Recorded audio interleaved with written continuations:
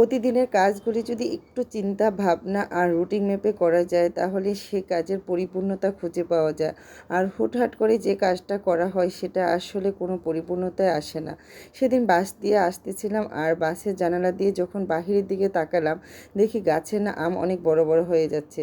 তো আমি তো এখনও আচার বানাইনি, আর কবে আচার বানাবো? বাসায় গিয়ে তারপরের দিন আমাকে আচার বানাতে হবে।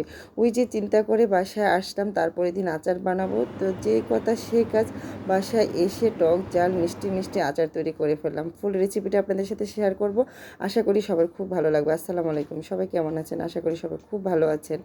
আমি এই যে ব্লান্ডারের জারের মধ্যে প্রথমে শুকনো মরিচ নিলাম, তারপরে সরিষা নিলাম কালো এবং হলুদ, দুই রকম সরিষা নিয়ে একটু ব্লান্ড করে নিলাম। তারপরে এই যে এরকম একটু আস্ত আস্ত থাকবে, তাহলে না সরিষাটা যখন আচারের সাথে দাঁতের নিচে পড়বে তখন খেতে ভালো লাগবে। আর এইদিকে কিছু আম হালকা রোদ্রে দিতে পেরেছিলাম আর কিছু রোদ্রে দিতে পারি নাই, কারণ যে বৃষ্টির কারণে আর আমি আমগুলি ভালো করে শুকাতে পারি না। আর যদি আমাদের এলাকার আম হতো না না রোদ্রে না শুকালেও আচারটা আস্তে আস্তে থাকতো, কিন্তু এগুলি বাজার থেকে কেনা আম, কোন এলাকার আম জানি না, এগুলি যদি ভালো করে না শুকানো হয় আমগুলি গলে যায়। তো যাই হোক, আমি প্যানের মধ্যে প্রথমে সরিষার তেল দিলাম, তারপরে আদা রসুন পেস্ট দিলাম, তারপরে হলুদের গুঁড়া মরিচের গুঁড়া দিলাম, তারপরে এই যে মরিচ আর সরিষা পেস্টটা দিয়ে দিলাম, তারপরে আমি দিয়ে দিব জিরার গুঁড়া, দিয়ে সুন্দর করে আমি কষিয়ে নিব মশলাটা। তারপরে আমি এখানে এই মশলার মধ্যে এখন দিয়ে দিব এই যে আমগুলি। তো আসলে আমগুলি না শুকাতে পারলে আচারটা একদম পারফেক্ট হয়। তো যেহেতু আমি রৌদ্রের অভাবে ওই রকমভাবে আমটা শুকাতে পারিনি, তবে এর আগের দিন কিছু আম শুকিয়েছিলাম আর আজকে একদমই শুকাতে পারিনি। যখন ছাদে নিয়ে আমগুলি দিলাম একদম ঝরঝরে বৃষ্টি শুরু হয়ে গেছে।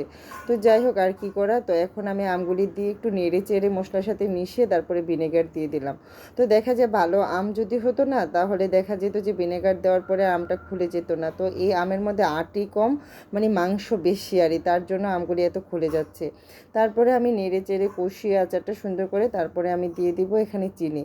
তো প্রায় আমার এখানে আম হচ্ছে 4 কেজির উপরে। তো আমি এখানে 1 কেজি চিনি পুরোটাই দিয়ে দিলাম, কারণ একটু ঝাল টক মিষ্টি হবে, তাহলে না খেতে ভালো লাগবে। তো চিনি দেওয়ার পরে একটু ঝোল উঠবে, তারপরে কিন্তু ঝোলটা আস্তে আস্তে আচারটা সিদ্ধ হবে আর ঝোলটাও টেনে নেবে।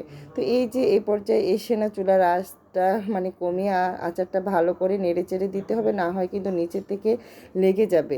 তো আম কিন্তু খোলে একদম একাকার হয়ে যাচ্ছে। বরাবরই আচার আমি যতটা না খেতে পছন্দ করি তার চাইতে আচার দিতে আমি বেশি পছন্দ করি। ছোটোবেলা থেকেই না আমি আচার তৈরি করতে অনেক বেশি পছন্দ করি, ভালো লাগে। তো যাক, এদিকে আচার তৈরি করছি আর কাচের ঝাড়গুলি আমি ভালো করে ধুয়ে পানি জড়ানোর জন্য রেখে দিলাম। তো এই আচারগুলি আসলে আমার হাজব্যান্ড অনেক বেশি পছন্দ করে। প্রতি বছরই আমার বাচ্চাদের জন্য, আমার হাজব্যান্ডের জন্য আমার একটু হলেও জলপাইয়ের আচার আমের আচার দিতে হয়। তো যাই হোক, যখন আমার ফ্যামিলির সদস্যরা পছন্দ করে তখন কিন্তু খুবই ভালো লাগে তৈরি করতে। তো আমের আচারটা যখন আমার বাবার বাড়িতে থাকতে দিতাম আমাদের গাছের আম দিয়ে, তখন যে কি সুন্দর পারফেক্ট আচার হতো।